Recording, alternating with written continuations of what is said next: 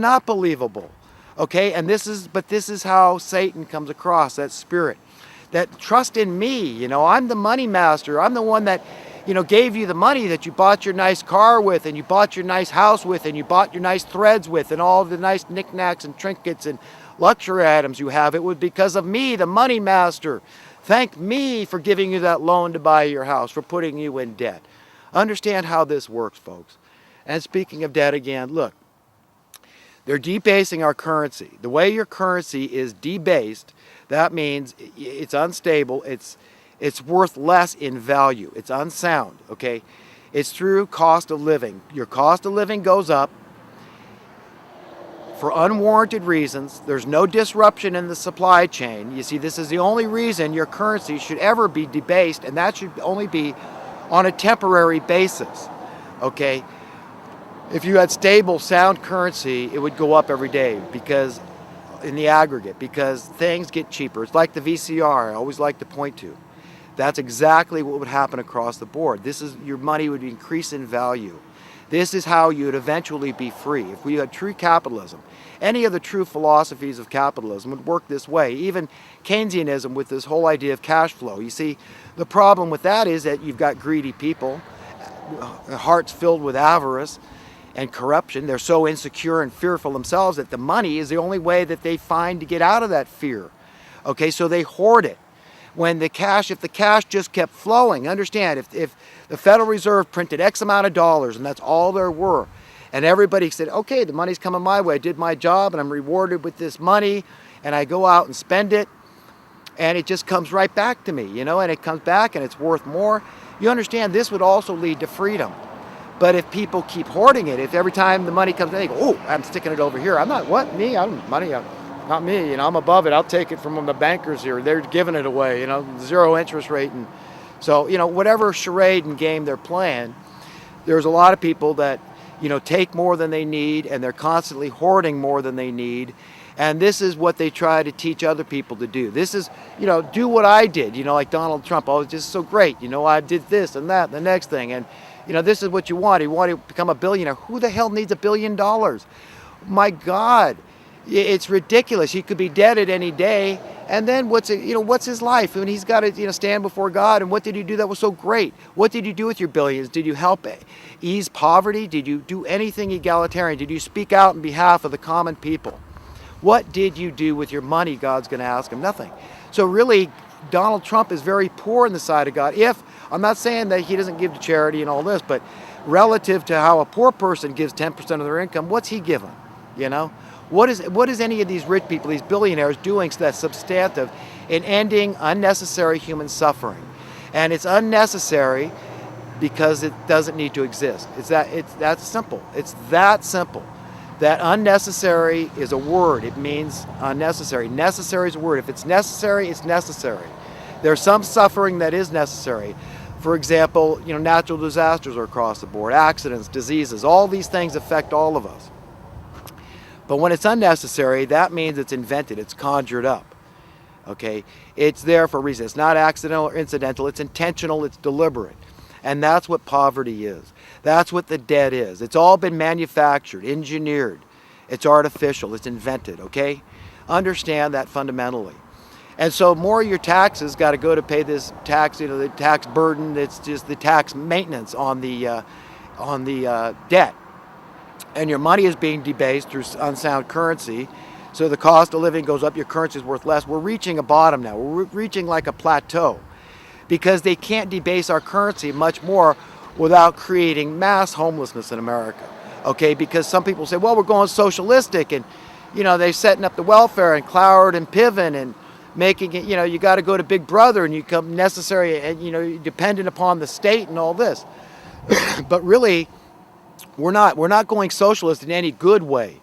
We're taking away any regulations that would protect the consumer protection regulations like rent control. Why would you have rent control? We'd say that's anti-capitalistic. How dare you? That's communistic. That's socialistic. So it's good that we're getting rid of rent control. But understand this, housing is an essential human need. We all need it. So you're either going to say, well, people got to be able to afford to have housing, to keep a roof over their heads, or you've got to go let them have a piece of land to make a dwelling on. You can't just say you're shunned, you can't afford it, there's no welfare left because, you know, they kept raising their rents. We got rid of rent control. The landlords went crazy and just got their rents as high as they could. And, you know, they're all colluding. So when they see that their neighbor landlord, they raise their rent, well, it's time to raise my rent, you know, and they stay in lockstep. And the government's right in there with them, pumping up this high housing cost is a good thing because they make more tax revenue. Understand why this government is now this special interest group. So you've got all these private interests, real estate agents, and, you know, the money lenders and the builders. All these people are like special interest groups colluding together to form a monopoly that's conspiring against the majority of the people. It's all very simple. So the debt is getting paid back with debased currency. Okay, so while the numbers are going up, the worth is going down. So if you took out debt and you say, well, you know what, the numbers are X amount and you're paying me X amount, but that X is worth Y. It's worth less than, you know, what it was originally. So this is how the scheme works, this Ponzi scheme, this scam. Understand it. These people know what they're doing. And they think they're so smart, but again, they're going to have to answer to their owner someday. And then they're going to get, where they go from here is going to be decided. That's Judgment Day. And if they're not found worthy to inherit this renewed earth, and a place of peace and safety and security and prosperity for everybody, then they're going to a more painful place, that place called hell. And you want to make damn sure you're not deceived and end up in that same place. So you want to invest in real things. Real things are determined through God. They're dictated and decided by truth, by facts, by knowledge and wisdom. What's really valuable is a pure heart, to want goodwill for your fellow man, to even want good for your enemy, to say, I'm praying for my enemy, not so that they can continue to succeed in their evil ways, but so that they would repent and see the light and turn to God and be saved. Because this is why God is so patient and restrained with evil people. Because it's written that, you know, all heaven rejoices over one sinner that repents than over 99 righteous people that don't. And we need to embrace that same mindset and understanding of why we're so restrained and patient, why you should love your enemy, because love is more powerful than hate. Always has been, always will be. And they don't want to be loved. So you want to give them what they don't want, right? They don't want you to believe that it's possible that you love them as a decent, righteous, knowledgeable person. That's the worst thing. That's the antithesis of what they want, the opposite. They expect to be hated and loathed and despised. So when you do the other, you're given what they don't expect, is what they don't want. They don't want the unexpected, then it's unpredictable. They don't know how to behave and act. They don't know what to say. They don't know what to think. It discombobulates the wicked when you love them. But if you love them with the spirit and the strength that God gives you, it's real, genuine love. But it's the kind of love where you're disgusted by their behavior. Okay? You want nothing to do with it. And you show them, you say, look, you can't hide from this. And they know their behavior is disgusting. They know that what they're doing is hurting a lot of people. They know they're profiting at the loss of the multitudes. They know that. They don't care. They don't care. They've turned. They're evil. So these people are blasphemers. They don't care about the truth. They don't care to know that truth is a word, okay, and untruth is a word. They don't want to know that stuff, okay? They don't want you to point that out to them. They don't want to have some absolute truth.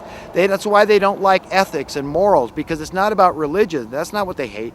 They just hate the idea that there is, right and wrong, okay? There is good behavior and bad behavior. They don't want it to be that simple. So because then it comes right into their back door, right in their front door. I mean, that right from wrong. You know that this economic policy is wrong, and here's why. It's debasing my currency. You can't do it. I demand accountability. I demand stable currency. You think they want that? You think they want to hear the masses doing that in chorus, in concert? They don't want that. They just want to keep on, don't muzzle the ox while it's threshing. I'm feeding now. Don't bother me. I got all the power. I pay the military. I pay law enforcement. I'm in control, man. I control everything. Everybody looks up to me. I wear a nice suit and tie, and, Everybody just thinks I'm the cat's meow. So, look at me, and the press and the media, they own all these places. And so they're running them. They tell them, they dictate, this is what you'll tell them in the media, and this is what we will omit. This is what we won't tell them, okay? So you understand how this thing just keeps on rolling along, and how the wealth disparity keeps growing, poverty keeps exploding, the middle class keeps shrinking, okay, and the problems keep increasing, the dubious warfare. I mean, people will do just about anything for money, okay? And if they believe in the cause, if you've convinced them and deceived them into believing this is a good cause. I mean, in retrospect, we look at the Iraqi war, and we got 22 veterans a day now killing themselves because, whoops, George Bush wants to make it a big joke. Oh, no WMDs there, none over. I mean, what a jackass. Oh, my God. And you think this man is going to be spared from the flames of hell? I mean, if he doesn't repent, no, he's not. I mean, I'm not judging him. I'm not condemning any of my enemies. I'm just saying, you repent, or I guarantee you will perish, and you will be spending a long time in a very painful, hot place, okay? And it's a very real, tangible place that exists right here on this earth. If you look into it, you will see that they've got a labyrinth of tunnels, underground cities. They've got luxury condos, everything prepared. They can have anything they want under there with nuclear energy.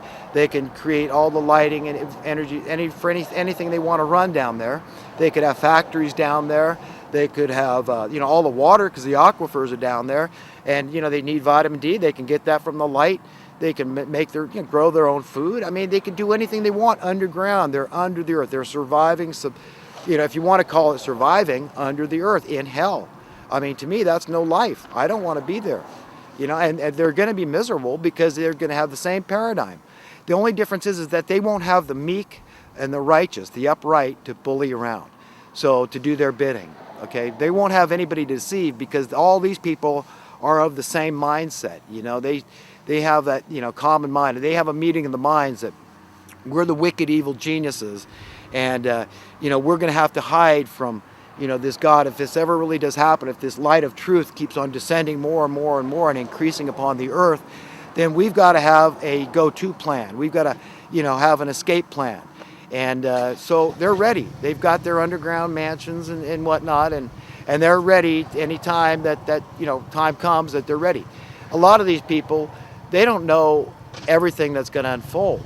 They think, well, this is good. We have these in case, we want to depopulate the earth because we want it all, and so, those beautiful mansions that overlook the San Francisco Bay, for instance, are not for sale. We don't like that. We want to go and confiscate those places. But even all our money can't buy these places if they're not for sale. So if we could set off a neutron bomb or nuclear bombs, that'd be great. And we'll go hide underground safely with all our blueprints for all the technology. And then we will be safe to blow up the earth, to destroy the population. And then the earth is ours, all ours. So you understand, this is what ideally they would like. They would like that to happen. But you see, it's the hand of God that restrains them. It's not mere mortals. What can mere mortals do? When these people are willing to murder to get their way, okay, then how do we stop them when we're not willing to murder to get our way? Okay, it is going to be through the hand of God and no other. I don't see any politicians fixing these problems. I don't see any tweaks of the economy here and there as fixing the problems, because remember, they don't want the problems fixed.